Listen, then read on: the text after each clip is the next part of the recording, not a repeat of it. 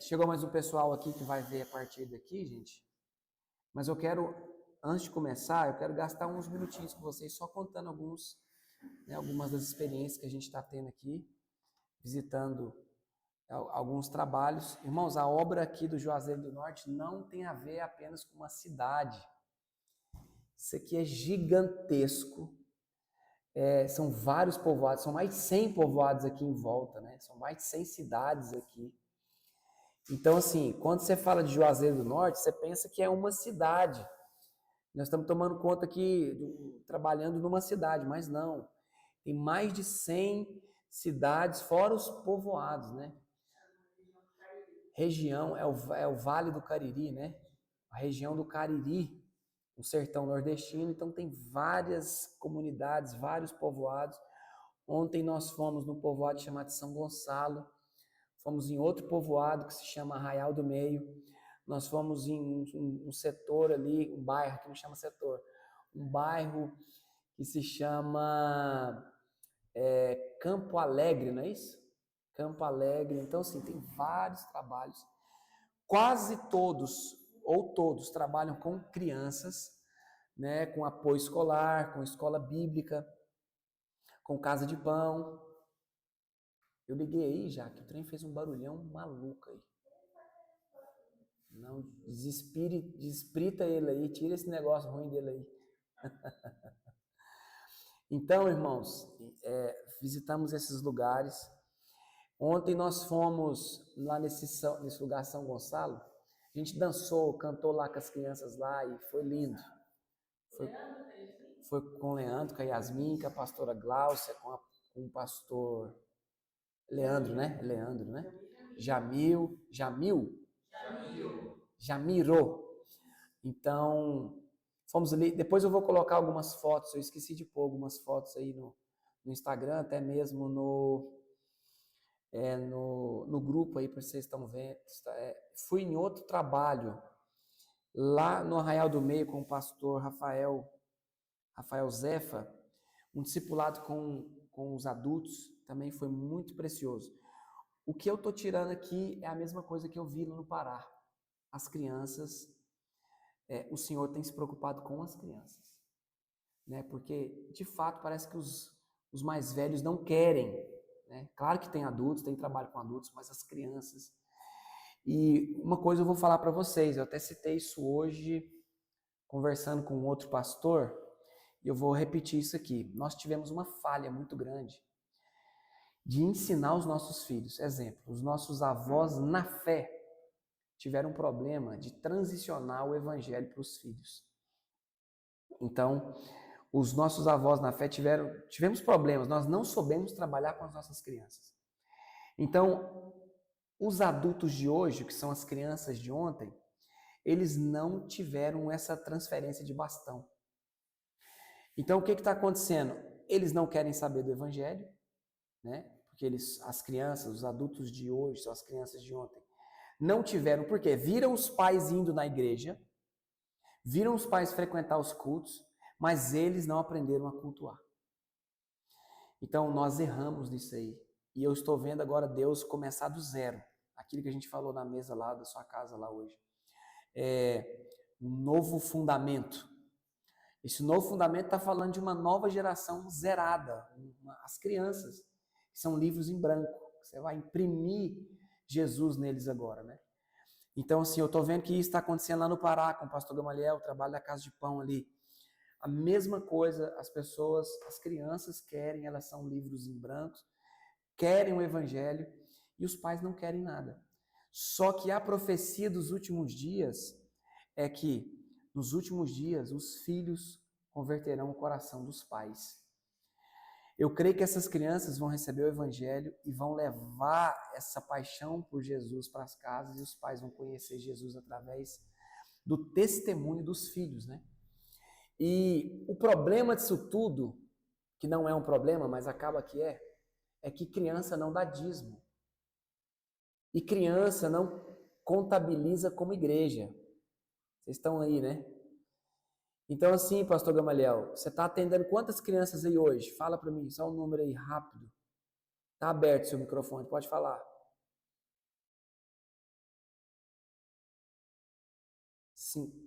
Uhum. 50, 80 crianças por mês, lá no Pará, me lembro o setor lá, o bairro,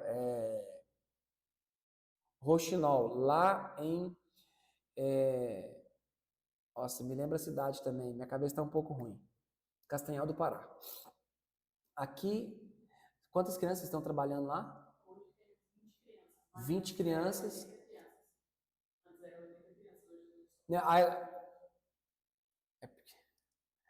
Amém. Eu ouvi, pastor Gamaliel. Agora eu estou perguntando aqui a irmã Eduarda tem um trabalho lá em Pena Forte.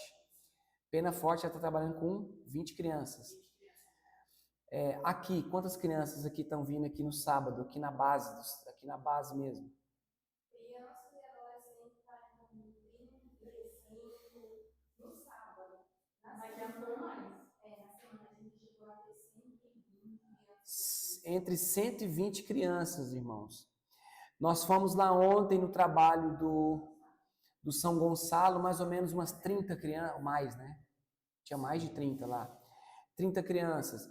Parece que a Bárbara está cuidando lá de umas 40, 35, 40 também. Lá na igreja completa, não tem acontecido isso. As crianças têm levado os pais à igreja. As crianças estão levando os pais para a igreja. Então, eu estou dizendo que por todos os lugares que nós fomos aqui, o ponto é o mesmo. Muitas crianças se envolvendo com o evangelho e pouco dos pais, né? Olha, e outra coisa, elas vão sozinhas. Sozinhas, elas saem da casa delas. Talvez alguns pais até levam, né? Essas crianças. Então, irmãos, aqui, ontem eu ouvi um testemunho da Bárbara, a esposa do pastor lá do Café da Linha, que abriram um trabalho lá, Café da Linha não, do Arraial do Meio, que a diretora da escola do povoado disse assim, mandou uma mensagem no grupo. Aqui, irmãos, eles têm grupo para tudo, né? Cada bairro aqui tem um grupo. Tem o grupo do bairro A, B, C, D. E no grupo do bairro, a diretora mandou a seguinte mensagem, porque eles aqui são muito católicos, né? Nós estamos aqui na cidade do Padim Cício, né? E aqui é um pouco refutado o cristão evangélico, né? Ele não é muito bem visto. Mas essa diretora católica, ela escreveu uma mensagem no grupo bem assim, avisando todas as mães, dizendo assim: eu aconselho vocês a escreverem os seus filhos na escola dos crentes. Desse jeito ela colocou lá. Porque está tendo um efeito muito positivo nas crianças. Então, uma diretora ímpia, incrédula, né, que idólatra, crê no Padim Cício ali, aconselhando a população do bairro, né, dali da cidade dela. Lá fica no bairro lá, é o que? Velha, não sei o que lá, a cidade. Distrito, deixa eu fazer assim, isso. Distrito de Missão Velha. Então, a mulher aconselhando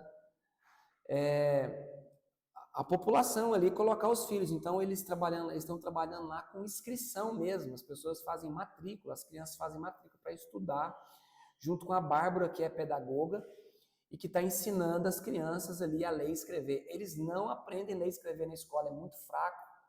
O ensino aqui é muito fraco, né? E cabe à igreja, né, irmãos? Cabe à igreja dar esse suporte. Então, além de dar esse apoio mesmo escolar, nós ensinamos o evangelho para essas crianças. Crianças de 16, 14 anos que não sabem ler e escrever ainda, que vêm para cá para o apoio escolar. Outra coisa que eu vi aqui, que eu estou apaixonado, é pela escola ali do Alex. A escola chama como é que é? Alcance, escola de princípios, Alcance. Uma pessoa que converteu, uma pessoa que mexia com política, se converteu aqui, doou o espaço, construiu um lugar, ele construiu do bolso dele muitas coisas as pessoas estão ajudando, mas maior parte é do bolso dele. Construiu uma escola 100% cristã, vinculada ao MEC, sim, totalmente legalizada, e abriu uma escola. Estão trabalhando só com o Aqui tem pré-infantil 1, pré-infantil 2, não sei o quê. Ou seja, até 6 anos de idade, né?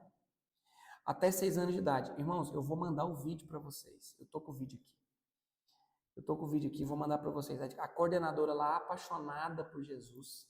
Esqueci o nome dela agora, mas apaixonada por Jesus. Eu fui para lá, as crianças me abraçou, me cumprimentaram. Seja bem-vindo em nome de Jesus.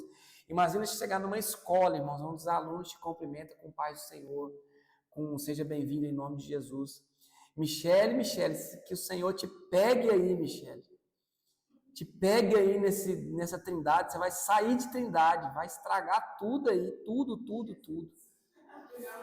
E você vai vir para cá, Michele. A minha cunhada, que é advogada, meu irmão é contabilista, eu já declarei, vai vir para cá, acabou. Vai perder tudo sentido lá, eu quero que acaba tudo, irmão. Irmão, não tem conversa mais, Jesus está voltando, não tem tempo para fazer mais nada, nós temos que ganhar o máximo de pessoas para Jesus, buscar essas crianças para o reino mesmo. Não quero, irmãos, para de vento na igreja, acabou os ventos, o Zé Vento vai cair tudo por terra, tem alma demais esperando Jesus. Aqui, irmão, você chega aqui, nós fomos lá no Arraial do Meio lá ontem, a gente parava, o Leandro estava meio perdido, e ele parava em cada lugar e ele falava assim, ó, você droba à direita e segue, e droba à esquerda e vai. Irmão, a gente andou uns 40 minutos na estrada de chão ontem, difícil acesso, o lugar lá que a gente passou por dentro de São Gonçalo para ir lá para o Arraial do Meio, foi lindo, foi um trajeto bem gostoso. E a gente, no conforto das nossas igrejas, que o Senhor coloque espinho na cadeira das igrejas, em nome de Jesus, coloca lá um choque na cadeira das igrejas que não deixa os crentes sair colado, né? Claro que vocês estão me entendendo, né, irmãos? Não prego contra a igreja, só prego contra o ficai, né? O ficai, nós estamos pregando contra o ficai. A Bíblia existe o ficai, mas o ficai no máximo pode ser 3 anos. Faça uma conta aí, de 3 a 3 anos e meio. Se você já tiver mais de 3 anos e meio na igreja, você passou do tempo do ficai, agora você tem que ir para o ide. Então, vá embora para os confins da terra. Amém, irmãos? Que o Senhor inflame o seu coração aí. Eu já estava estragado, vou ficar mais um pouco cada dia que passa, né? E louvado seja Deus por isso. Vamos entrar na aula ou não? Fala, irmã. Pastor José choramingou? Peraí.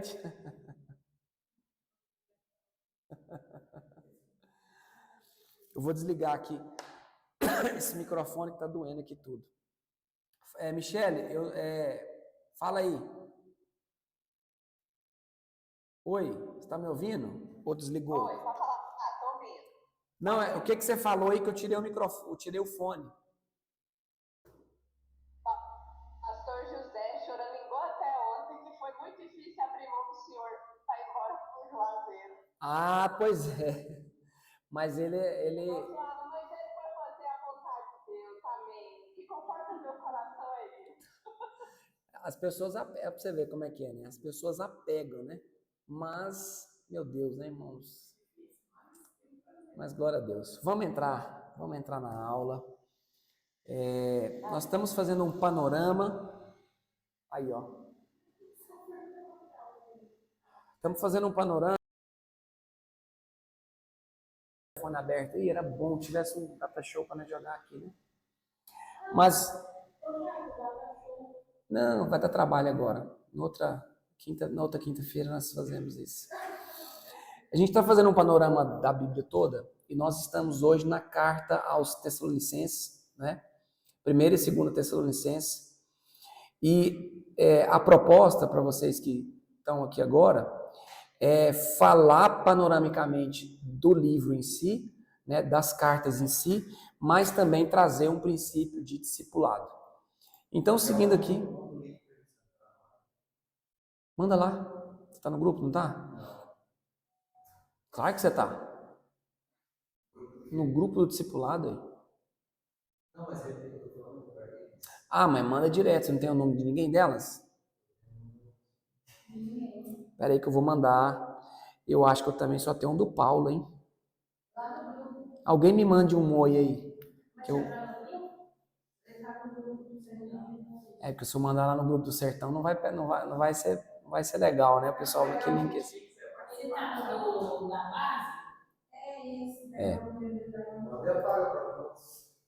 Vocês estão conseguindo? Só manda um aí que eu mando o link. Aí já mandou aqui, deixa eu mandar lá para vocês, espera aí rapidinho. Ixi, agora veio 2 de uma vez, aí. Que eu já estou mandando para vocês aí. Aí é bom só para vocês verem só. Então assim, introdução. A igreja em Tessalônica era exemplar. Entretanto, era imatura. Olha o ponto a abordar aqui hoje. Porque houve pouco tempo de contato pessoal com Paulo, por volta de 51, 52 depois de Cristo. Animado com as boas notícias enviadas por Timóteo, Paulo escreveu uma epístola com o objetivo de estimular os tessalonicenses a permanecerem na fé a partir da perspectiva do retorno de Cristo. Então, é uma visão panorâmica. Peraí, deixa eu aceitar. Então, olha só. Entrou aqui. Acho que entrou aí, né? Só para vocês verem o slide. Ok. Vocês colocam, acho que no mute e abaixa o volume. Só abaixar o volume. Isso, abaixa o volume todinho. Isso. Vamos lá. Visão panorâmica do livro, né? O grupo Epístolas Paulinas Eclesiásticas, né? Dirigidas à igreja. Autor Paulo, 51, 52 depois de Cristo. Local Corinto, alvo cristãos de Tessalônica. Versículo-chave, 1 Tessalonicenses capítulo 3, verso 12 e 13. E a expressão-chave, vida cristã. Né? Visão panorâmica do livro, continuamos aí.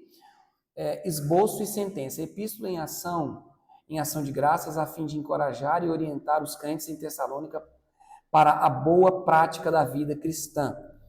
Teoria, experiência, o passado, né? Prática, expectativa, o futuro.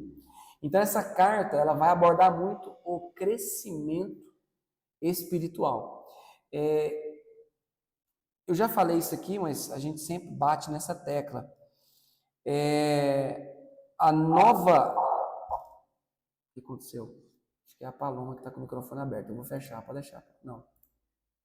Fecha aí, Paloma, seu microfone. Isso. A proposta do novo nascimento, aí você abaixa isso, não é uma nova cultura, né? Então aqui, como não é uma nova cultura, a proposta é uma nova natureza, né? Então as pessoas, elas têm que deixar todas as experiências do passado e criar uma expectativa de futuro. Vamos abrir 1 Tessalonicenses capítulo 1, abrir rapidinho. 1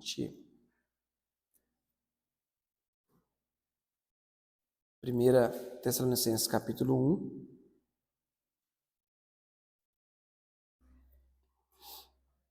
Então, a partir do verso 2, Paulo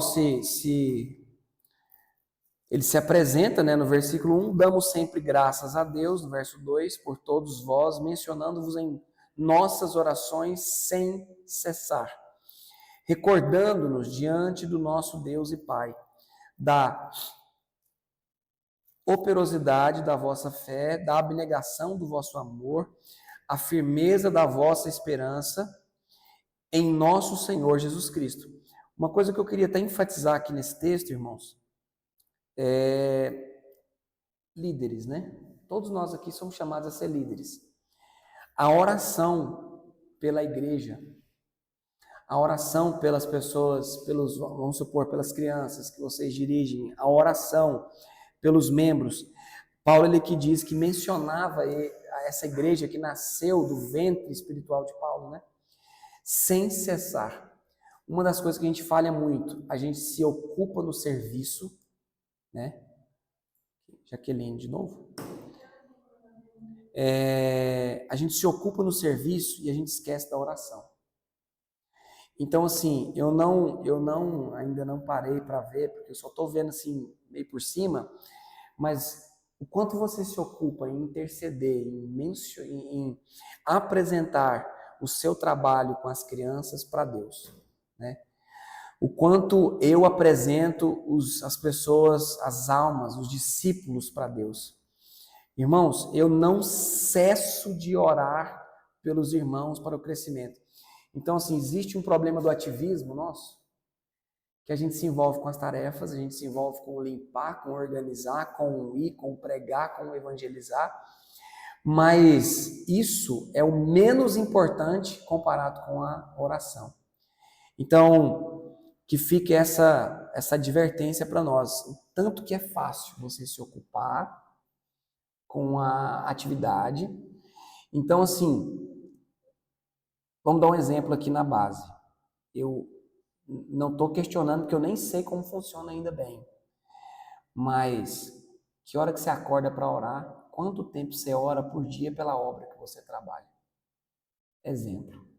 Quanto tempo você dedica para você, né? Para você. Quanto tempo você dedica de leitura bíblica para você? Não é para você aplicar na vida do outro. É para você aplicar na sua vida. Eu costumo dizer que um lugar perigosíssimo para desviar é dentro de uma base missionária. Ou dentro da igreja. Principalmente as igrejas ativistas, a igreja que trabalha muito, é o lugar mais fácil de desviar. O lugar mais fácil de esfriar na fé. Ah, não, mas eu estou fazendo a comida para os missionários, eu já estou na missão. Não, ok, você está na missão. Mas e a parte espiritual? E a sua intercessão? E a sua vida espiritual? Então, assim, irmãos, meu Deus, como é fácil isso acontecer. Então, agora, o que cabe aqui é Paulo falando para os líderes, né? Aqui é Paulo falando para os líderes. Ele orava pelos líderes. Ele orava para a igreja que nasceu nele, né? Fica essa advertência aí. A prática, a expectativa, o futuro, né? Vamos ler para a gente ganhar tempo. A igreja em Tessalônica estava sofrendo grandes perseguições por causa do sincretismo religioso e cultura grega que havia na região. Mas mesmo assim, permanecem fiéis. Estes foram os primeiros europeus a aceitar o evangelho e por isso sofreram perseguição. Como era uma igreja nova, ainda tinham muitas dúvidas sobre a segunda vinda. Por isso, em sua carta aos Tessalonicenses, Paulo escreveu palavras de incentivo e força. Nós vamos abordar nessa primeira carta aqui alguns pontos escatológicos, né, sobre a segunda vinda de Cristo. Desculpa, esqueci seu nome de novo. Eduarda, vocês citaram lá hoje que vocês sofreram perseguição quando vocês foram plantar a igreja do Horto, né? Só para vocês terem uma ideia, os irmãos que estão aí na live, presta atenção. Aqui tem uma montanha, né?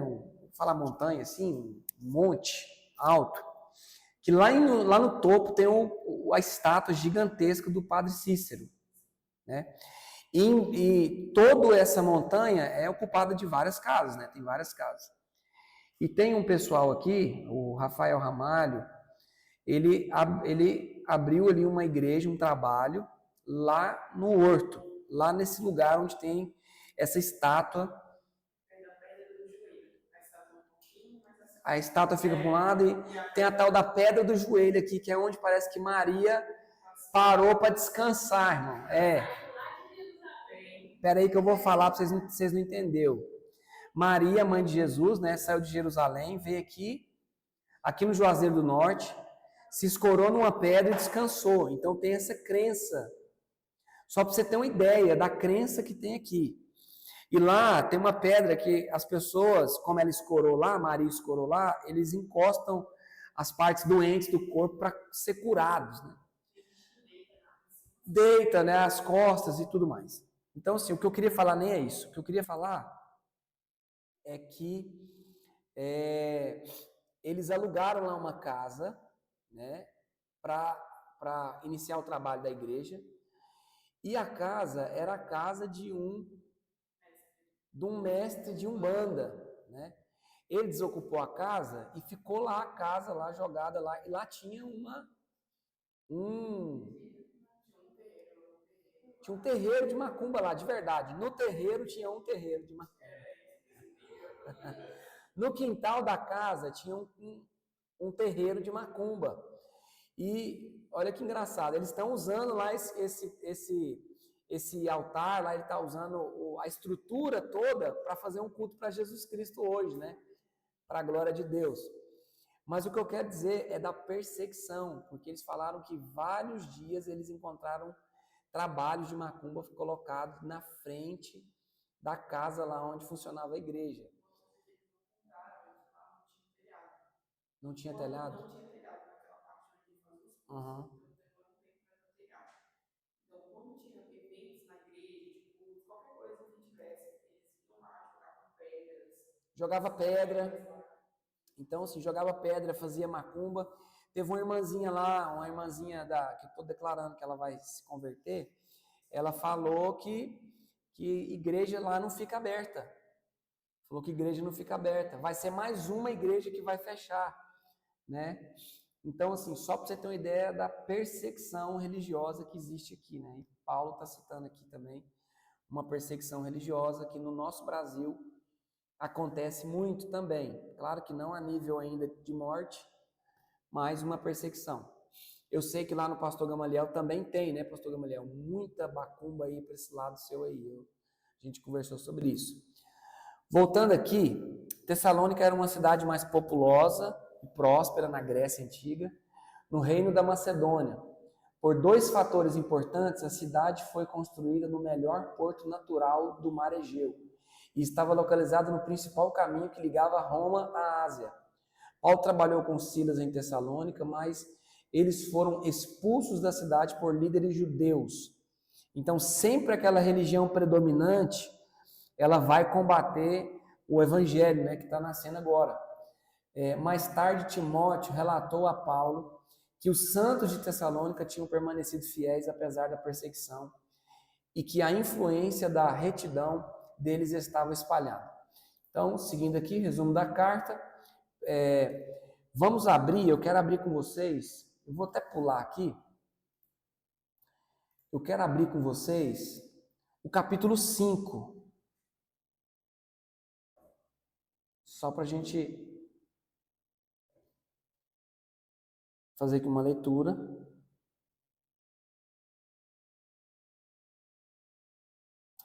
A partir do...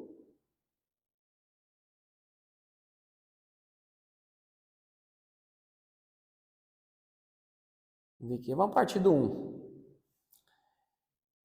Vou até colocar aqui, peraí. Irmãos, relativamente aos tempos e às épocas, não há necessidade que eu vos escreva. Então, Paulo ensinava muito sobre escatologia. Pois vós mesmos estáis inteirados com precisão de que o dia do Senhor, se você tiver com sua Bíblia aberta, sublinha o dia do Senhor. É muito importante você estar com esse dia do Senhor sublinhado. E coloca aí arrebatamento e vinda visível. Coloca arrebatamento, puxa uma seta para o lado, rabisca sua Bíblia. Eu gosto de dizer que uma Bíblia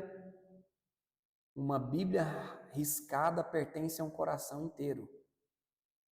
E uma Bíblia inteira pertence a um coração destruído. Então, rabisca sua Bíblia. Sublinha o dia do Senhor aí, você vai colocar arrebatamento e também você vai colocar um parêntese, vai colocar vinda visível. Não vai ficar confuso não, porque depois eu explico. Então, pois vós mesmos estáis inteirados com precisão de que o dia do Senhor vem como ladrão de noite. Ladrão de noite, irmãos, ele vem sem aviso prévio, né? Existe uma discussão gigantesca, como todo mundo sabe, sobre pré e pós-tribulacionismo. Vocês já estudaram sobre isso aqui já ou não? Sobre pré e pós, em algum lugar, lá na base, né? Então, assim, no pós-tribulacionismo, Jesus não pode vir como ladrão, né? Porque ele vem no fim da tribulação. No fim da tribulação já está avisado que Jesus vem. Então, esse vem como ladrão só funciona para o pré. Por quê? Porque ladrão não avisa a hora que vem. É como, né? Não é Jesus é um ladrão, mas Jesus vem como ladrão só para quem crê que Jesus vem inesperadamente. Porém, quem entende que precisa guardar a casa, sempre vai estar preparado. Então, o cristão que espera a volta de Jesus está preparado como uma pessoa guarda a sua casa. Assim, o cristão que crê na volta de Jesus prepara a sua vida para que a qualquer hora, a qualquer momento, Jesus chegue. Quando andarem dizendo paz e segurança, eis que lhes sobrevirá repentina destruição, como vêm as dores de parto. Aqui está para dar à luz, e de nenhum modo escaparão. Isso aqui, eu vou tentar não explicar versículo por versículo, senão vai demorar muito tempo. Eu acho que na aula passada eu falei isso. O que significa dor de parto? Significa que ainda a mulher não pariu e que terremotos, tremores, tsunamis, enchentes, essas catástrofes que estão acontecendo, sempre aconteceram. A única coisa que muda é o intervalo. Então, entende-se que a mulher está perto de parir quando o intervalo entre as contrações aumenta. Diminui, quer dizer. Então, quando os intervalos das contrações diminuem, significa que está muito próximo o parto. Então, sempre, Jesus ele vai citar a comparação de uma mulher grávida, dizendo, né, como uma mulher que vai dar à luz, uma dor de parto. Então, ou seja, sempre aconteceu terremoto, sempre aconteceu tsunami, sempre aconteceu enchente. Só que da maneira que está acontecendo agora, o intervalo entre os acontecimentos diminuíram. Significa que muito próximo a mulher vai parir. Se você me perguntar quem é essa mulher, figuradamente, o que é a mulher? A Bíblia fala que a natureza anseia com dores de parto, né? Então, a terra, ela vai parir.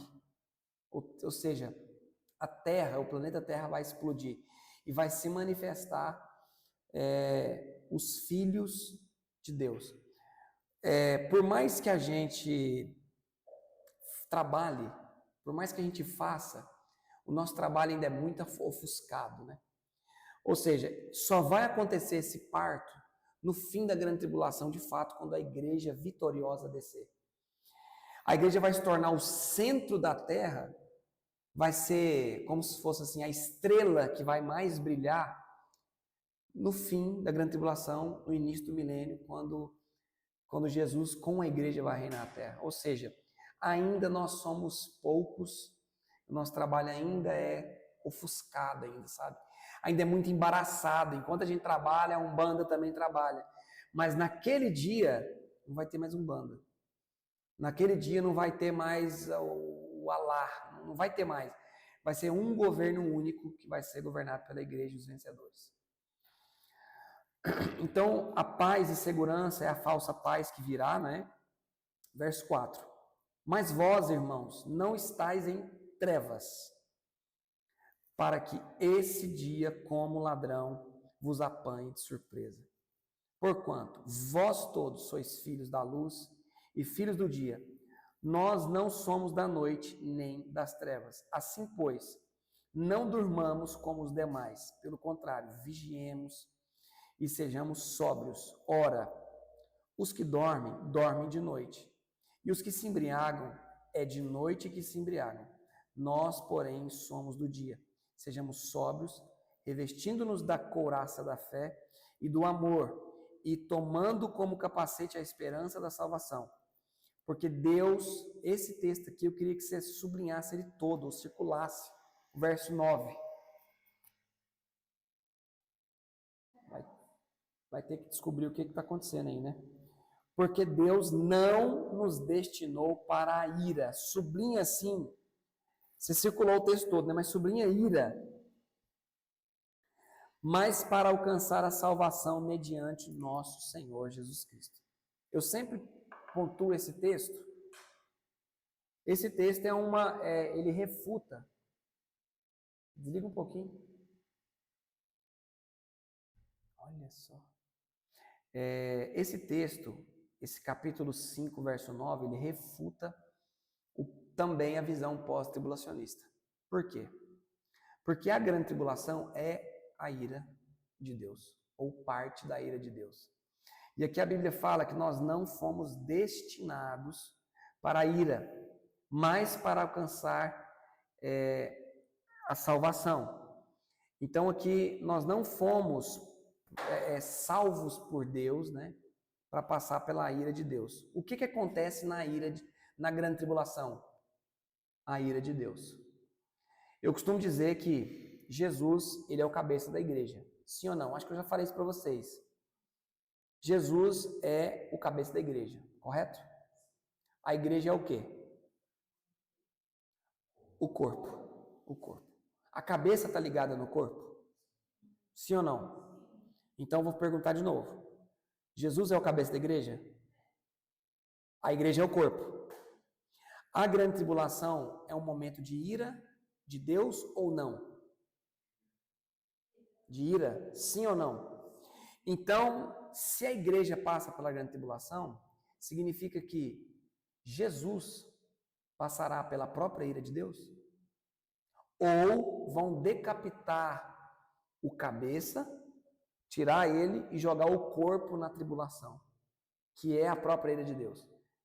Então, assim, não faz sentido nenhum a igreja que está ligada em Cristo, que os dois são um só, passar pela ira de Deus. Porque o povo refuta e fala assim, mas Paulo foi decapitado, mas os apóstolos sofreram, mas João foi queimado, foi jogado no caldeirão de azeite fervente, mas os apóstolos foram cortados ao meio, ok.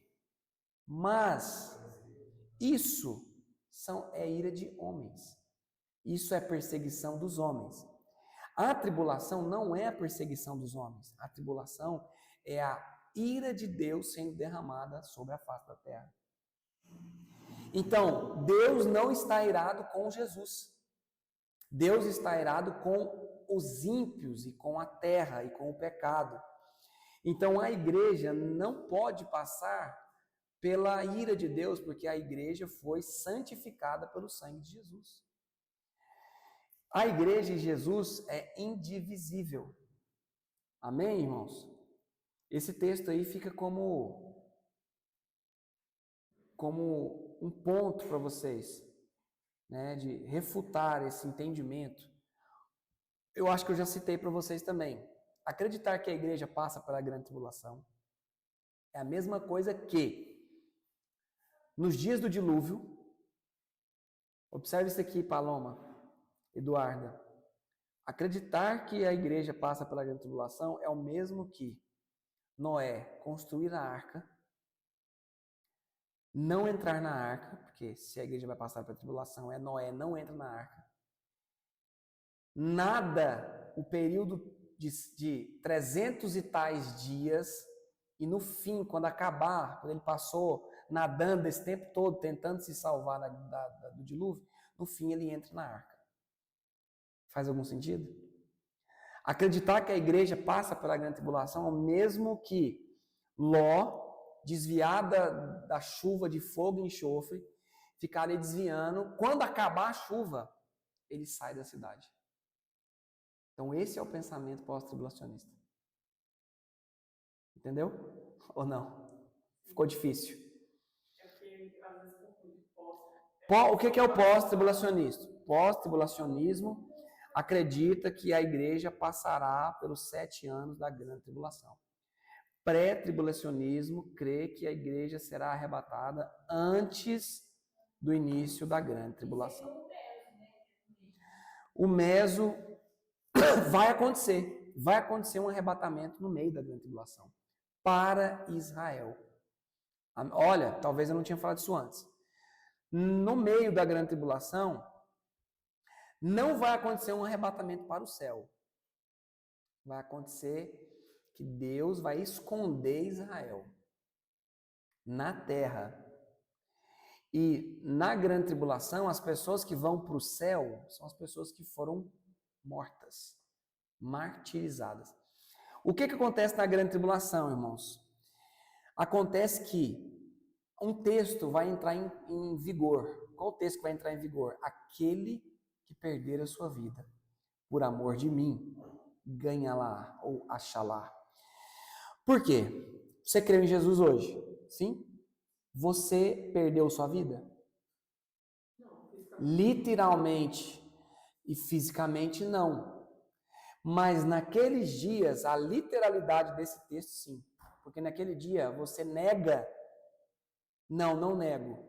Então, você perde a vida e ganha a eternidade. Hoje, você confessa Jesus, não morre fisicamente, né? Então, a literalidade desse texto acontece na grande tribulação. Ou acontece para algumas pessoas em lugares de perseguição também, é claro. Só que a completude do texto naqueles dias vai acontecer. Porque naqueles dias vai haver a maior conversão de almas que já existiu na face da terra.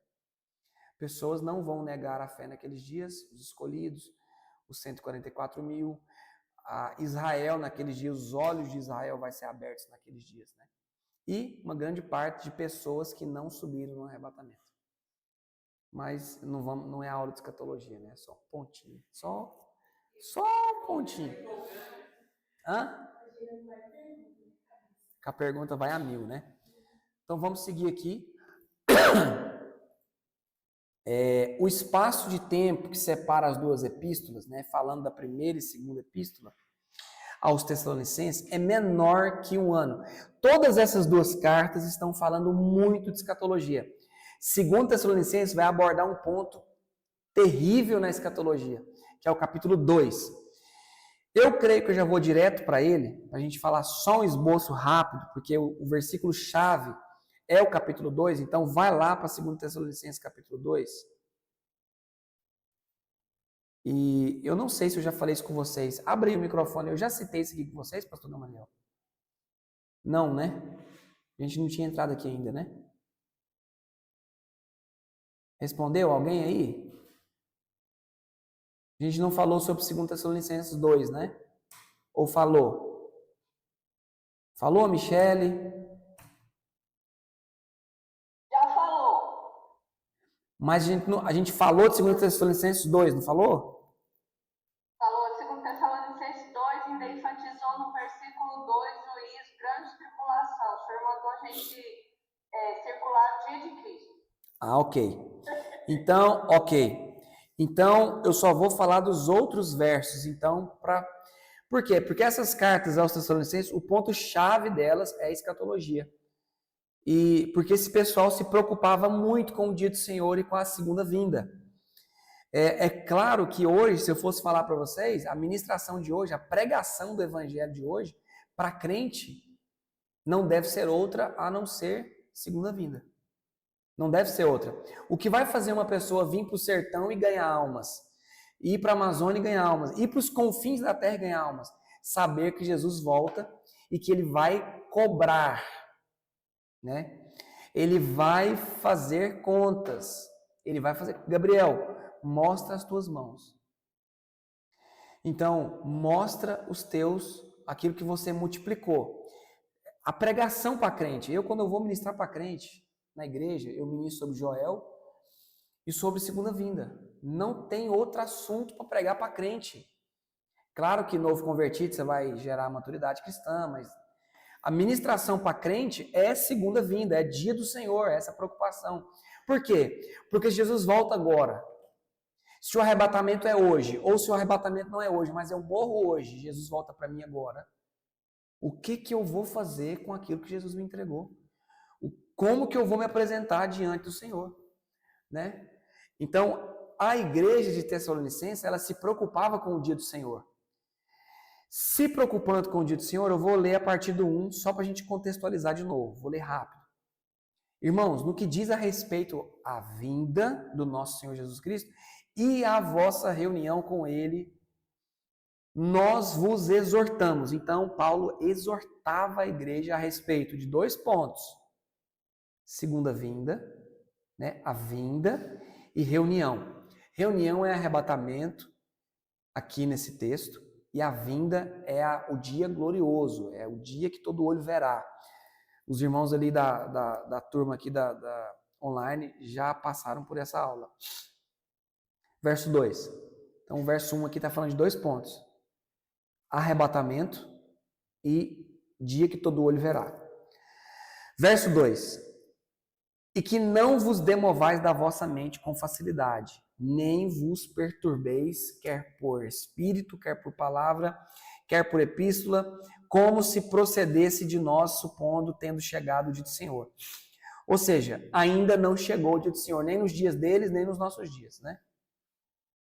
Ninguém de nenhum modo vos engane, porque isto não acontecerá sem que primeiro. Aqui é que começa a pegar. Eu acho que sobre isso eu não falei com vocês, né? Pessoal aí sobre isso eu não falei, vou citar, é só um breve esboço. Verso 3, né? Ninguém de nenhum modo vos engane, porque isto não acontecerá. Isto o quê? Jesus não volta. A reunião não acontece sem que primeiro aconteça algumas coisas. A primeira coisa que o texto está dizendo que tem que acontecer é venha a apostasia. Aí você vai me perguntar, ok, o que é apostasia? Quem pode me explicar aí o que é apostasia? Quem pode me explicar? Esfriamento. Esfriamento na fé. Alguém que pode me dizer mais? O que você acha que é apostasia? A pessoa ficar apática. Não ter noção do que está acontecendo. Jaqueline, o que você acha que é apostasia? Mais ou menos isso. Apostasia é deixar a fé, né? Deixar a fé. Apostatar da fé. Ok, então está resolvido. Então Jesus não vem, Jesus não volta e a reunião não acontece sem que primeiro aconteça que as pessoas se desviem da fé? Então quer dizer que as pessoas vão começar a desviar da fé ainda daqui a um tempo? Peguei todo mundo, né? Peguei, não peguei? O termo apostasia, se fosse esfriamento da fé apenas, Jesus já teria voltado. A reunião já teria acontecido. Nos dias de Paulo já tinha apostasia. Então, a palavra apostasia significa... aí eu teria que escrever aqui, mas não vou escrever. Mas olha só o que significa apostasia. Ela tem um significado religioso. Significado religioso de apostasia: abandono da fé. Ponto. O problema é que não posso pegar uma palavra e apenas dar o sentido religioso da palavra. Crente, vamos supor, não é crente. Crente, a pessoa associa a um evangélico, vamos no exemplo. Mas a palavra crente não cabe apenas para o evangélico. Essa palavra crente cabe até para um demônio. A palavra crente significa quem crê em alguma coisa, não necessariamente em uma religião. Então, pega-se uma palavra e atribui ela 100% a um ponto só. Não tem a ver com um ponto só, a palavra apostasia. Então, eu creio que o carro vai pegar. Eu creio que o meu trabalho vai ficar bom. Eu sou crente. Mas essa palavra não tem só uma conotação religiosa? Não. A palavra apostasia também não tem só uma conotação religiosa. Ela tem um significado simples, textual da palavra. E a palavra apostasia significa saída, significa abandono, significa retirada ou retirar-se. Sabendo disso, quando eu leio porque essa palavra é grega, Paulo está dizendo, então, porque isto, o arrebatamento, vinda de Jesus, não acontecerá sem que primeiro venha a saída. Então, entenda que Jesus não era brasileiro e Paulo não falava português. A Bíblia foi escrita no Novo Testamento em grego. Então, Paulo falava em grego. E essas coisas não vão acontecer sem que primeiro aconteça a saída. ou aconteça a retirada. Vamos ler assim? Só para você entender? Venha a retirada ou a saída, e seja revelado o homem da iniquidade, o filho da perdição. Então, Paulo está falando que para o rapto, a reunião acontecer, que é nos ares, as bodas do cordeiro, para a reunião acontecer, primeiro teria que acontecer uma retirada. Aqui ainda não está falando de quê? E ele estava falando que precisa acontecer outra coisa para o dia do Senhor acontecer. O homem da iniquidade ser revelado. Tem alguém entendendo? Como? Aí está falando do arrebatamento, literalmente. Calma que eu vou chegar lá. Então a palavra apostasia significa retirada, saída. Estou falando do significado. Você não pode só atribuir a palavra apostasia a abandono da fé. Ela também significa só abandono. Ela também significa só retirada, sair, afastar-se. Essa palavra também significa afastar-se. Então, ok. Então, antes, 2 pontos aqui ele vai citar. Primeiro ponto, alguma coisa tem que sair. Segunda coisa, alguma coisa tem que aparecer. Alguma coisa desaparece e outra coisa aparece. Eu estou só falando de coisas ainda. Aqui o texto está falando homem da iniquidade. Que nós todos sabemos que é o anticristo. Quem é o anticristo? Aquele que vem como Cristo. Mas é falso.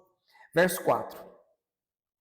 O qual se opõe e se levanta contra tudo que se chama Deus ou é objeto de culto, a ponto de assentar-se no santuário de Deus, ostentando-se como se fosse o próprio Deus. Presta atenção.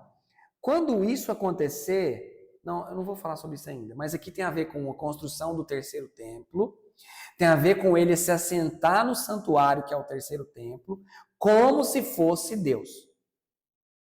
Verso 5. Não é uma aula de escatologia, é escatologia, mas não vou aprofundar em nada. Não vos recordais de que ainda convosco eu costumava dizer-vos estas coisas? Olha só, verso 6. E agora sabeis. Agora aqui é um mistério escatológico. E agora sabeis o que o detém. Sublinha a palavra o que o detém, ou na sua Bíblia está aquele que o detém. Quem está aquele que o detém? Deixa eu pegar outra versão aqui. Tem alguém aquele? Alguma versão bíblica que está escrito quem? O que? O que? O que, né?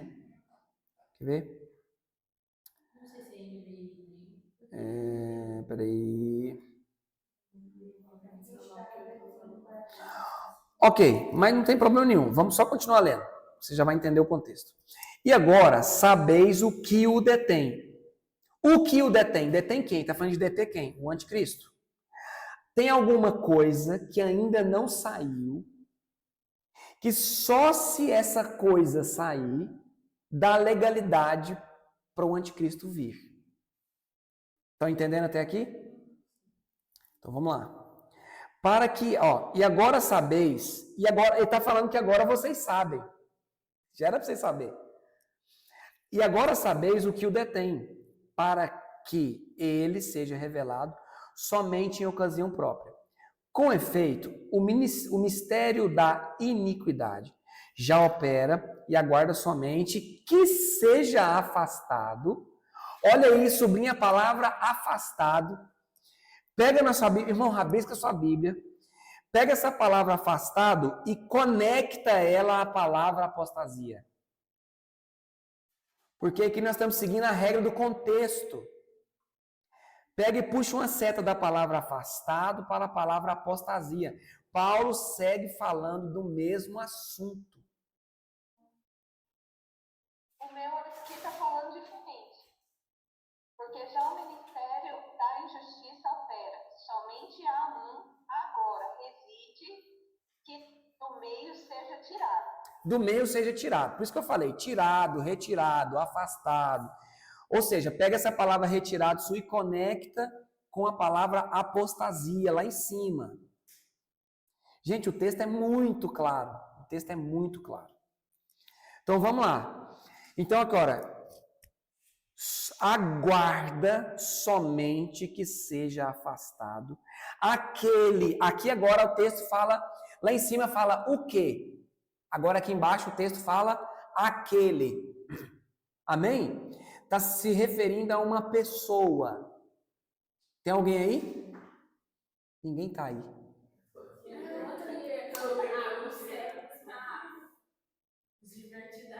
Espera aí. As aulas lá, né, Gabriel? Coitado daqueles meninos. Então vamos lá. Aquele. Então sublinha aquele e põe um ponto de interrogação para você ficar bravo. Aquele agora que o detém. Verso 8. Vamos lá, verso 8. Então será de fato revelado o iníquo, a quem o Senhor Jesus matará com o sopro da sua boca e o destruirá pela manifestação da sua vinda. Verso 9. Ora, o aparecimento do iníquo é segundo a eficácia de Satanás, com todo o poder. Sabe o que vai acontecer? O Satanás vai descer, ele vai para o mar, ele vai entrar no Leviatã. Ele vai entrar no Leviatã e do Leviatã ele vai mandar poder para o anticristo e para a estátua que vai andar e falar. Já pensou que a estátua do Padre Cícero arrancar os pés lá de cima e começar a andar em Juazeiro?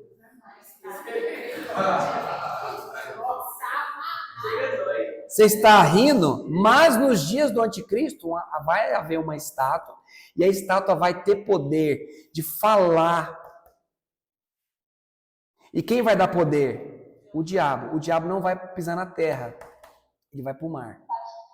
Eu tive um sonho de revelação, uma visão. Eu estava numa casa e do nada começaram a se levantar gigantes de pedra.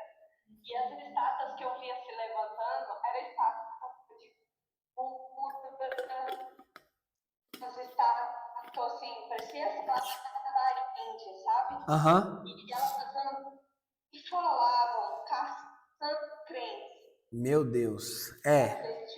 De fato vai acontecer. A Bíblia diz que vai acontecer isso, né?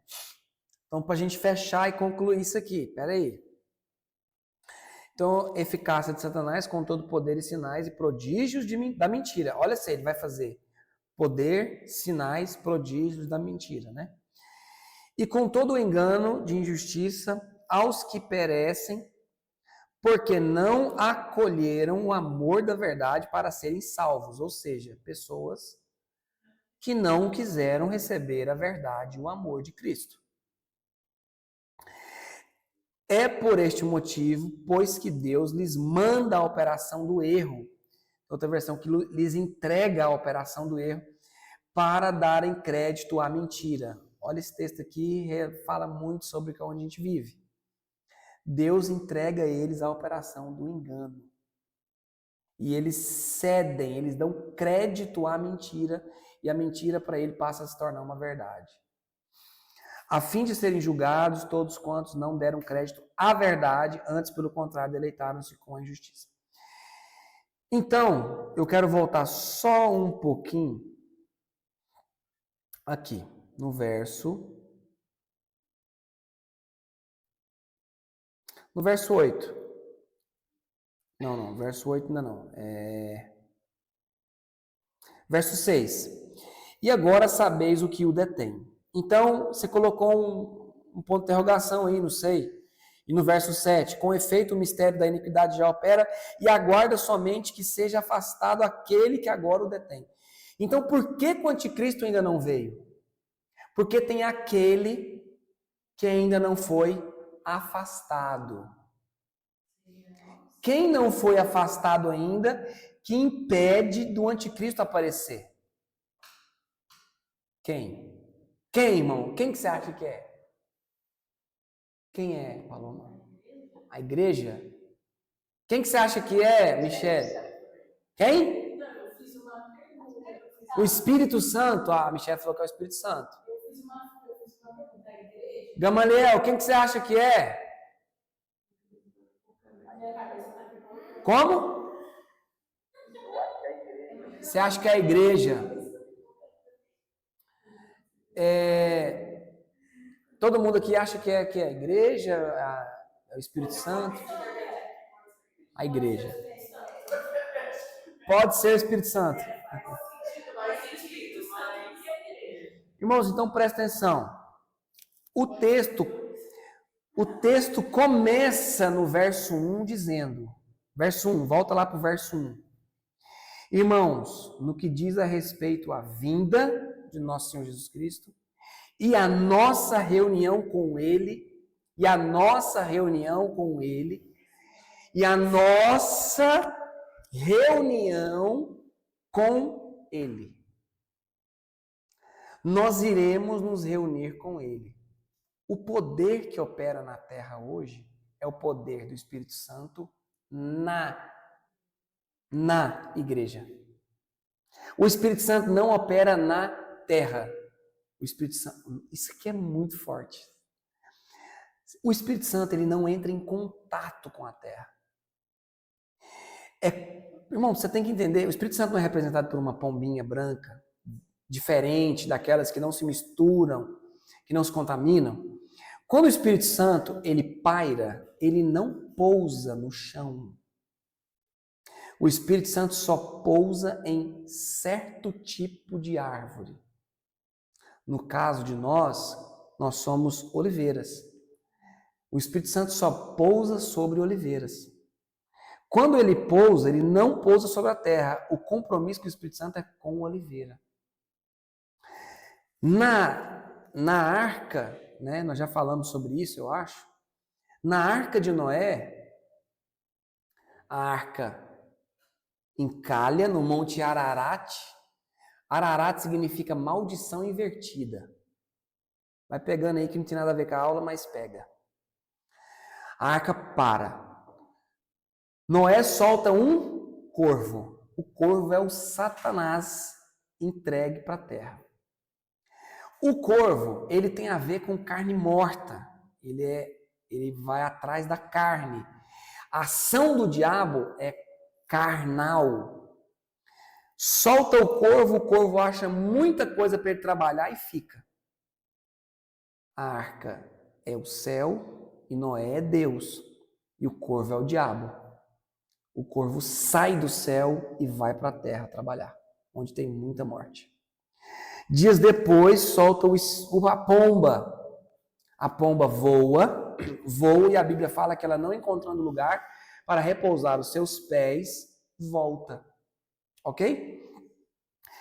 O que é essa pomba? É o Espírito Santo sendo enviado à terra por Deus nos dias dos profetas, dos reis, dos juízes, dos sacerdotes, sendo que o Espírito Santo vinha, mas não repousava.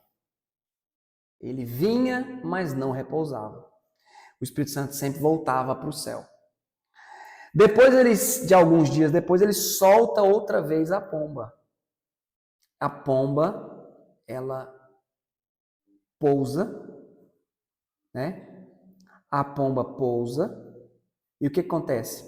Ela volta para a arca com um ramo de oliveira no bico. Porque o dia que a pomba foi solta de novo, Jesus estava dentro do mar, dentro do Jordão.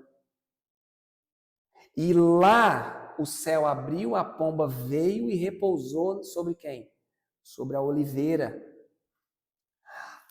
A pomba volta para a arca com um ramo de oliveira no bico. Jesus volta para o céu com o Espírito Santo. Depois, a pomba é enviada de novo para a terra. Noé solta ela de novo. E agora ela já não volta mais. A Bíblia fala que ela já não volta mais. Por quê? Porque ela encontrou repouso para os seus pés. Quem são esses os primeiros cristãos? Que dia? 10 dias depois, ou 40 dias depois da morte de Jesus.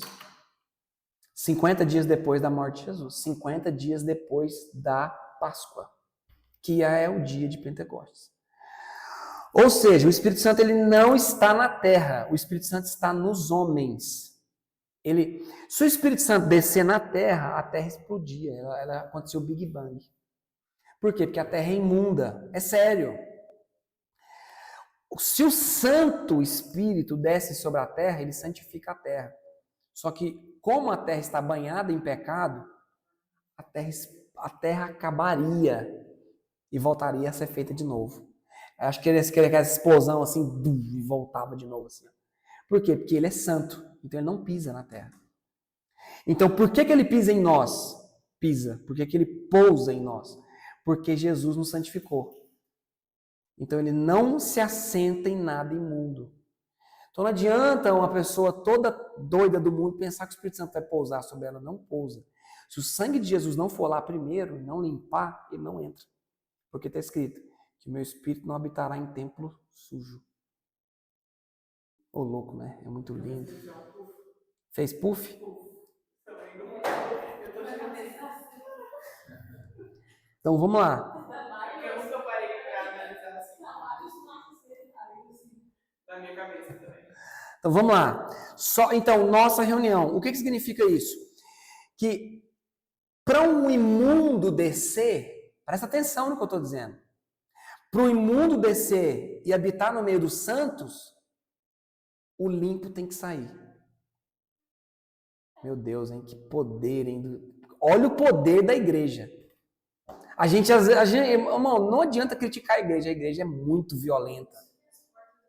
Não prevalecerão contra quem? Ou seja, a entidade, vamos dizer, a instituição viva, o organismo vivo, mais poderoso do universo é a igreja.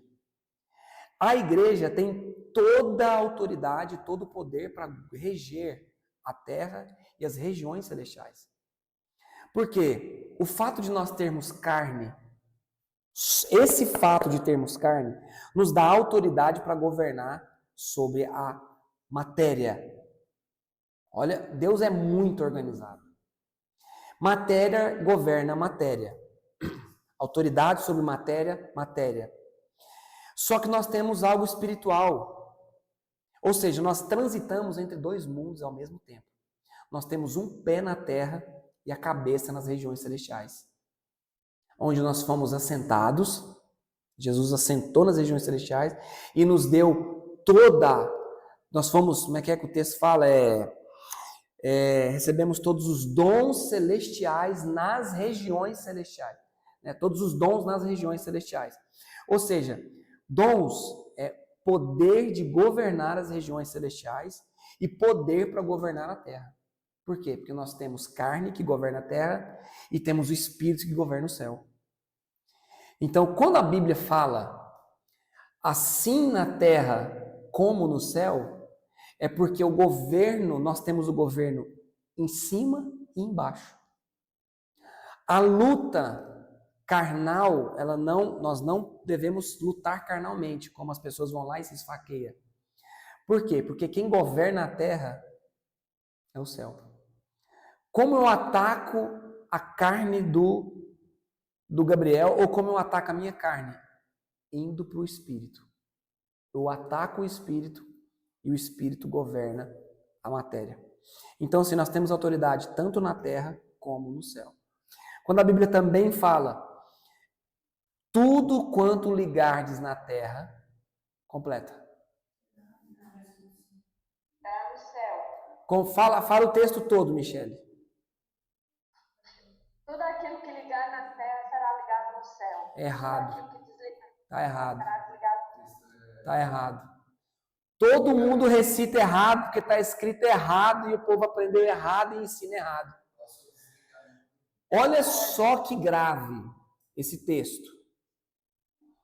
Tudo quanto ligares na terra será ligado no céu, não é? Então quer dizer que a terra manda no céu? Mas se a gente citar o texto desse jeito, procura o texto aí. A gente está dizendo que o que eu decido na terra já é decidido no céu, não é? Tudo quanto eu ligar na terra será, não é? Será no futuro? Será ligado no... Só que o texto não está escrito assim.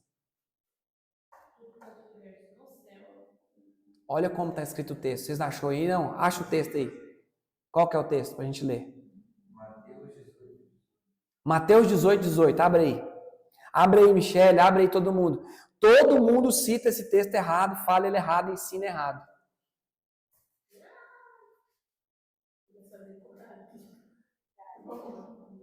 Não fica achando ruim não, viu, Michele? Eu faço isso sim, mas é didático, viu?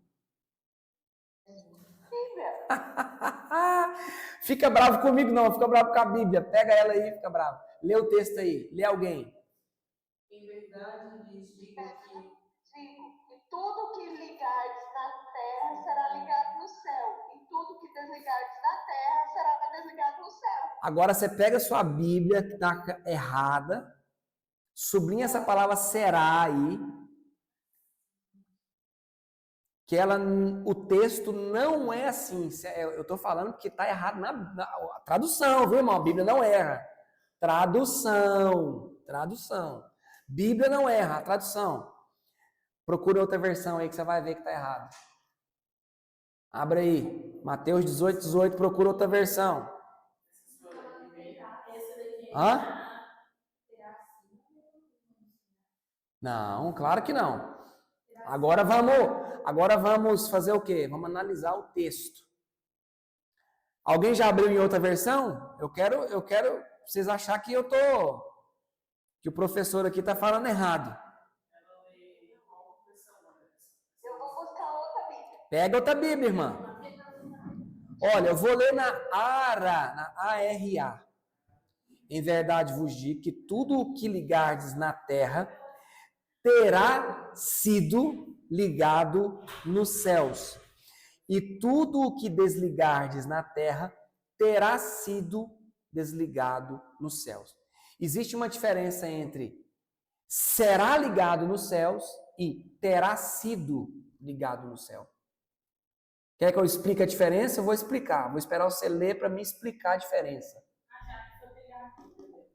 Aqui eu já li. A ARA está certo. Dela é King James? A dela deve estar certo. Deixa eu ver na King James. Eu tenho a King James aqui. Eu tenho King James, vou lá em São Paulo. Vou pegar a King James 1611 está errada também. E diz que é a melhor. Não. Todas têm problemas de tradução. O Strong fala escrito. Se for 1611, está será também. Então, assim, eu vou te mostrar só o problema da falha. O tanto que ela é grande. O problema da falha. Então, assim, todo mundo sabe que as nossas Bíblias passam por direitos autorais, as nossas Bíblias passam por várias traduções e tudo mais. Então, assim, olha, se o texto será ligado no céu estivesse certo, nós estamos dizendo que aquilo que eu digo na terra, aquilo que eu dito na terra, o céu vai acatar e vai acontecer lá. Só que o texto original, e tem outro texto que eu vou lembrar, que o Espírito Santo vai me lembrar, diz o contrário, que é o seguinte: tudo quanto você liga na terra terá sido, antes de você ligar alguma coisa na terra, tem que acontecer primeiro no céu. A palavra terá sido já aconteceu.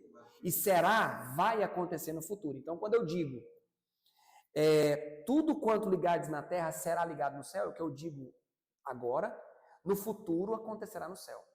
Quando eu digo tudo quanto ligares na terra terá sido ligado no céu, significa que no céu aconteceu primeiro, para depois acontecer aqui.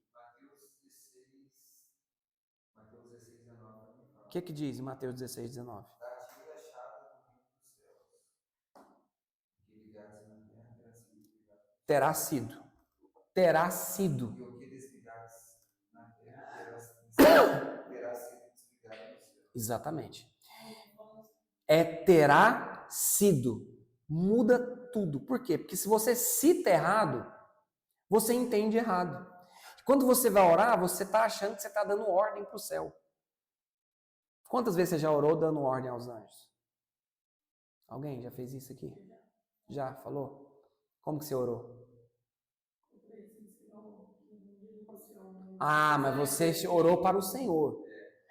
Diretamente, É. Eu falei, Os anjos não obedecem homens. Na aula de angelologia, que vai acabar, a gente vai começar, a gente vai entender sobre o mundo espiritual, sobre angelologia. Né? Porque tem gente que... Outra coisa que a gente ora. Os crentes pentecostais, eu tô vendo Miguel. Você já viu Miguel aí no Pará, pastor Gamaliel? Miguel já foi aí ou não? Porque o Miguel, ele anda nessas igrejas tudo. O problema é que Miguel é um anjo regional que domina sobre as regiões celestiais de Israel. E aí, tudo quanto é biboca, o Miguel chega. Tô vendo Miguel. Irmão, Miguel não sai de Israel. Miguel é um príncipe em Israel. Os demônios, os anjos, que nem todo anjo é anjo, nós vamos falar sobre isso em angelologia. Todo mundo chama anjo de anjo, mas anjo não é anjo, né? Anjo significa mensageiro, nem todo anjo anda com a bolsinha entregando carta. Então tem anjo, irmão, tem anjo que é guerreiro. Entendeu? Então, assim, a terra não governa o céu. Pelo contrário, o céu governa a terra. Por que que o Espírito, nós temos poder para orar e alguma coisa do céu acontece na terra? Porque nós temos o próprio Deus do céu dentro de nós, que nos dá autoridade para orar para alguma coisa do céu acontecer na terra.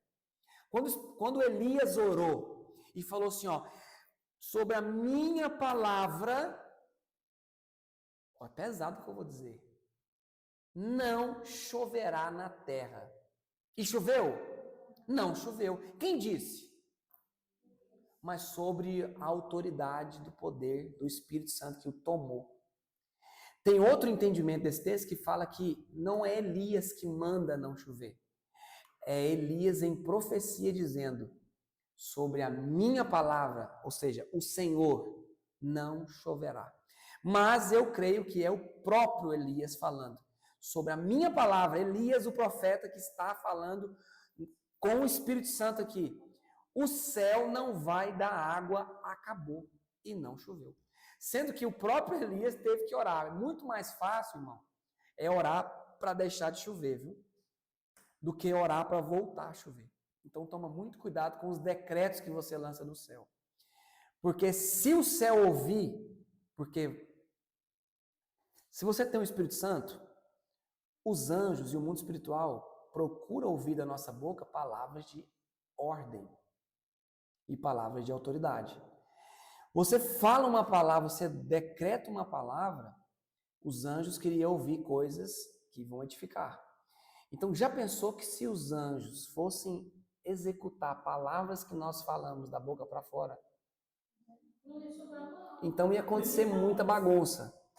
Então, ou seja, presta muita atenção, porque Elias orou para não chover e não choveu, mas o dia que ele for orar para chover, o negócio foi bem mais estreito. Foi muito mais difícil acontecer a chuva do que acontecer a seca.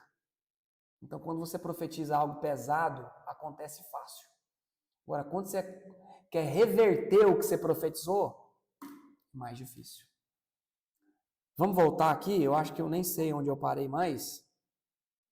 Terá sido. Terá sido. Então, vocês entenderam o terá sido? Então, é será ou terá sido? Você entendeu, pastor Gamaliel? Você quer falar alguma coisa? Pastor Walter, só uma observação. A oração do Pai Nosso seja feita a sua vontade, assim como é no céu. Ok, você lembrou algo bom aí. Olha, o pastor Gamaliel lembrou de algo bom. Pai nosso que estais nos céus, santificado seja o vosso nome, venha a nós o vosso reino, seja feita a tua vontade, como ela é nos céus. Como ela é nos céus. Então, o que é no céu se reproduza na terra. Então, como nos céus, terá sido nos céus, vem para a terra. A NVI, a mais ruim de todas, está certa. Então, olha só, quando eu falo essas coisas assim, que as Bíblias são ruins, irmão, é porque assim, Bíblia não é ruim. Mas as versões são ruins, sim. Tem texto faltando, tem texto que sai totalmente do contexto, então por isso que eu falo que é ruim, é porque é ruim mesmo. Todo cristão devia aprender a falar um pouco de hebraico, falar nem precisa, mas entender um pouco de hebraico e grego. Por quê? Porque as nossas versões são muito erradas. A Ferreira de Almeida, mais ou menos, foi contabilizado 14 mil erros de tradução. Só mais ou menos para você não ficar muito assustado.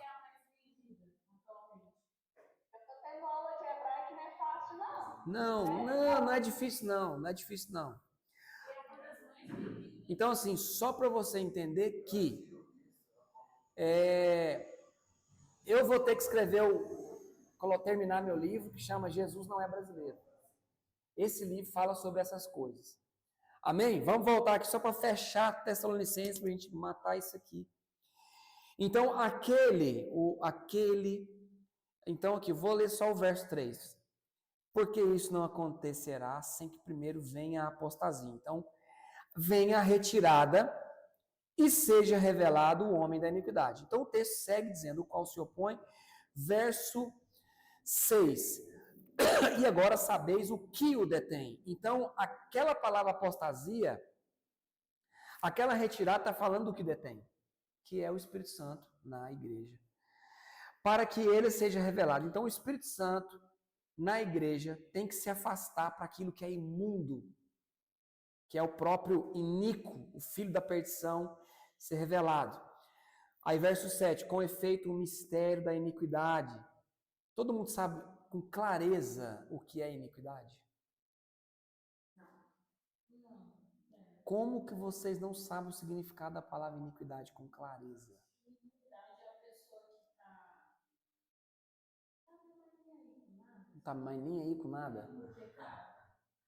Ela é a cultura do pecado mesmo. Acostumou com o pecado.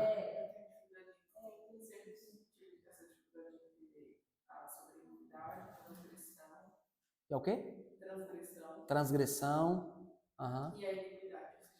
Ok. Cultura de pecado. Cultura de pecado. Eu quero ouvir alguém ali. Alguém aí fala, o que você entende por iniquidade? Não tenha medo de falar, irmãos. Fala aí, alguém fala aí sobre o que você entende que é iniquidade. Pecado. Iniquidade é pecado. Ok. O que você acha, Gabriel? O que é iniquidade? Iniquidade é a prática do pecado,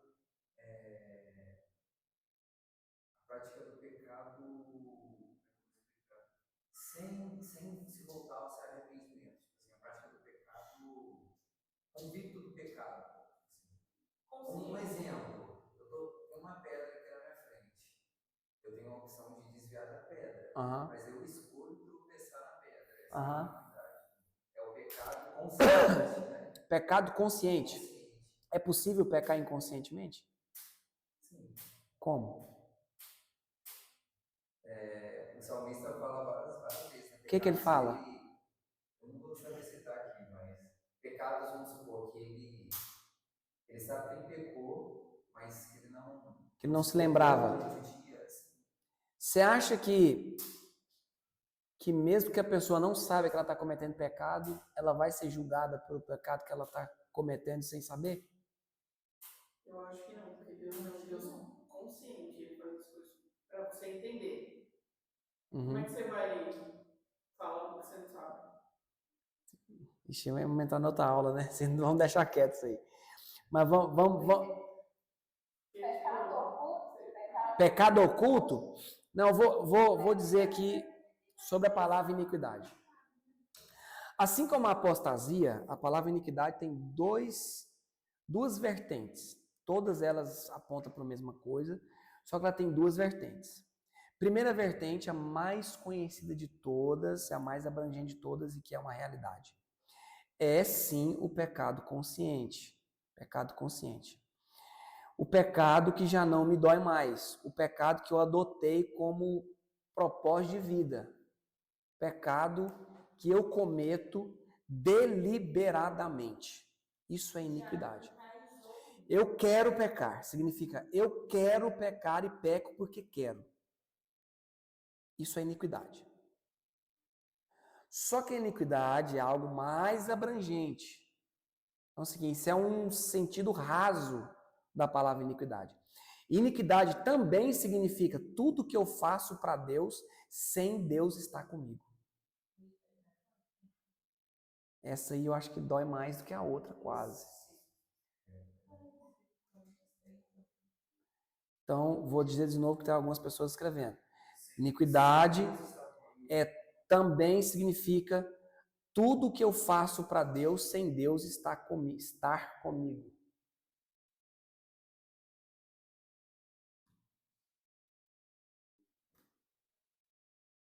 Também significa, no mesmo contexto, tudo que eu faço para Deus sem conhecer a Deus. Que é quase a mesma coisa, mas tem uma diferençazinha. Tudo que eu faço para Deus sem conhecê-lo. Sem conhecê-lo. Tudo que eu faço para Deus sem conhecê-lo. Começou a ficar mais pesado um pouco ou não? Quem foi o primeiro iníquo? Satanás. Satanás. É possível ser um iníquo dentro da igreja, praticando coisas da igreja, porque a Bíblia fala que por multiplicar o seu comércio, por causa da multiplicação do seu comércio, né, veio a iniquidade. Por quê? Porque ele sabia que ele cometia um pecado. Então, pecado não é iniquidade, né? Mas, quer dizer, iniquidade não é apenas um pecado, mas vários pecados cometidos conscientes se tornam iniquidade. A iniquidade é o resultado do pecado sem arrependimento, né? O pecado que eu repito, ele se transforma na palavra iniquidade. Quando a pessoa começa a praticar a iniquidade, ela já está num lugar de apostasia. Então, o primeiro apóstata também é o diabo. Por quê? Porque ele abandonou a sua origem. Ele abandonou a luz e passou a ser trevas. Então, só para ficar clara essa palavra iniquidade. Então, a iniquidade também significa tudo que eu faço para Deus sem Deus estar comigo.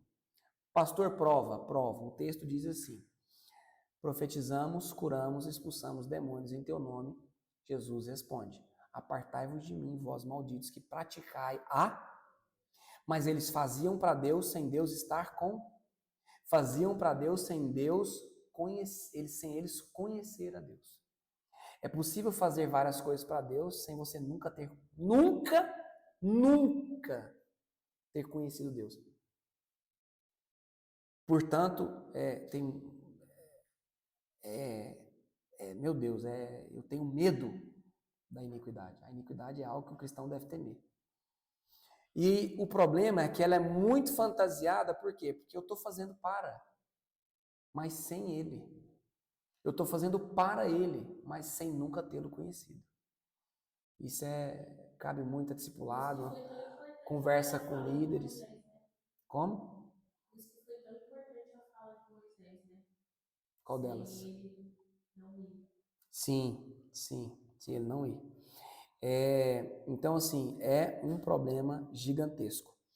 Eu tenho uma mensagem, uma ministração, que eu até falo sobre 3 pontos que todo cristão deve participar. Primeiro ponto, experiência, informação e revelação. Todo cristão tem que passar por essas 3. Eu não posso ter apenas uma informação, senão eu vou ser um estudioso de Deus. Eu vou ser um teólogo. Mas eu também não posso ter apenas uma experiência com Deus sem ter a informação de quem é Deus através das Escrituras. Tem gente que só lê Bíblia e nunca teve uma experiência com Deus. Pode ser que a leitura da Bíblia vai fazer com que ele tenha uma experiência com Deus. O problema é que eu nunca posso abrir mão de ter uma experiência com Deus. Então eu tenho que ter experiência com Deus, eu tenho que ter informação de quem é Deus pela Escritura, e além disso eu tenho que ter uma revelação do que Deus quer. Vou dar um exemplo, citando Moisés. Moisés estava pastoreando ovelha. Simples até aí. Uma sarça pegou fogo. Simples até aí, porque sarça pegava fogo. Só que a sarça pegava fogo e não se consumia. Aí a sarça vai e fala. E Moisés entende que quem está falando não é a sarça, é Deus. Então Moisés teve uma experiência com Deus. Ok, que bom. Experiência com Deus. Só que ali, Moisés também recebe uma informação de quem era Deus. Quem é? Quem é? E aí, quem? Diga a eles que eu sou o que eu sou. Eu sou o Deus de Abraão, de Isaac e de Jacó. Então ele tem uma informação. Experiência, mais informação. Só que ainda faltava algo. Por que muito crente conheceu a Deus, tem uma experiência com Deus, tem uma informação de quem é Deus, mas ainda não saiu da inércia para missões? Porque mesmo Moisés tendo uma experiência, depois de ele ter tido uma informação, ele ainda precisava do último elemento. O que fez Moisés sair do Monte Sinai e ir para o campo missionário chamado Egito foi: aquele povo está me clamando. Então Deus revelou o coração, a dor do povo para Moisés. E Moisés então andou debaixo da experiência, da informação e da revelação daquilo que Deus queria para a vida dele. Diga meu Deus, diga aleluia, diga alguma coisa. Não, ninguém fala nada. Eu estou segurando tanta informação no meu cérebro. Então, fechamos. Eu vou fechar aqui. Esses irmãos lá não anotam nada. Eles ficam olhando para mim ali, irmão. Anote. Tu anote. Daqui uns dias eu estou conversando igual nordestino aqui, nesse sertão. Você vai se achar no idioma dos caras. Claro. Idioma bonito desse, né? Então, assim, eu já citei aqui. Olha só, irmãos. 1 Tessalonicenses, a comparação entre as epístolas, aqui rapidinho, para a gente fechar. 1 Tessalonicenses, consolação / correção, 2 Tessalonicenses. Encorajamento, exortação. Então, olha só, eu te encorajo, mas eu te exorto. Né? Eu te consolo, mas eu te corrijo. Escatologia e escatologia. Olha para você ver, as duas cartas. Escatologia. Você está lá abrindo uma igreja lá, Pena Forte? Escatologia. Consolação, correção, mas escatologia. Dia do Senhor. Para que eu vou ganhar alma? Para que eu vou ir para algum lugar? Porque Jesus está voltando. Volta de Cristo, dia do Senhor, né? Então, eu já citei tudo isso aqui, né? Prospectivas, propósitos, planos, já citei tudo isso aqui. E nós fechamos para a glória de Deus o assunto central dessa carta, que a nossa intenção é fechar os assuntos centrais, panorâmicos de cada epístola. Amém? Alguém tem alguma pergunta? Dentro do assunto da aula? Não tem. Mas depois, olha aqui, nos bastidores. Alguém aí, irmã? Tem aí? Pastor Gamaliel, Clenilton, Michele, Elaine, Gabriel, Márcia, Valéria. Valéria é minha mãe que está ali. Alguém tem alguma pergunta? Nada? Então vamos orar. Vamos ser objetivo, então. Quero pedir para alguém me abençoar. Quem vai me abençoar ali? Pastor Gamaliel, hoje ele faz essa oração, já faz tempo que ele não ora. Ora por nós, nos abençoa aqui no sertão, abençoa a nossa volta. A gente vai voltar sábado. Em nome de Jesus, nós vamos voltar sábado. Já vamos preparar a nossa volta definitiva para cá. Preciso de vocês, preciso da oração de vocês. Preciso que vocês venham para cá, mude para cá, para o sertão. Eu arrumo casa para vocês, nós arrumamos tudo aqui. Venha para cá. Michele, vou orar, Michele, porque você é uma arma aqui no sertão. Você é pedagoga, Michele. Michele, tem uma escola, nós vamos abrir várias escolas, Michele. Você vai abrir a primeira não, já tem algumas, você vai abrir a primeira que você vai abrir, depois já pega, você já vamos abrir outras e outras e outras. Viu, Michele? Michele, eu te desafio a vir para o sertão nordestino. Ora aí, pastor Gamaliel, ora aí. Senhor Deus Pai, louvado, exaltado, glorificado, sempre nós. Glória a Deus. Verdadeiramente, seja feita a tua vontade. Oh, amém. Alcance, Senhor Deus, os nossos corações e que nós possamos cumprir o nosso chamado aqui na terra, Senhor Deus. E que tu possas também, Pai, abençoar a estadia do pastor Valde, a missão e a sua volta. Amém. Acampa teu instante, Senhor Deus, ao redor dessa caravana, Amém. ao redor dos homens que foram trabalhar ali, em nome de Jesus. Que nós possamos, Pai, fazer valer, Senhor Deus, aquilo que nós estamos aprendendo. Oh, sim, Senhor. Primeiro, para mudar nosso entendimento, para nossa prática, e depois, para ensinar. Mais uma vez, muito obrigado por suar debaixo da sua bênção essa oração que fazemos, no doce nome de Jesus. Amém. Amém, Jesus Cristo. Nós te amamos, Jesus. Irmãos, eu amo vocês, vocês sabem disso. Tamo junto até depois do fim, viu? Até quando o fim for fim para alguns, será só o início para nós. A eternidade é só o começo. Amém? Deus abençoe vocês.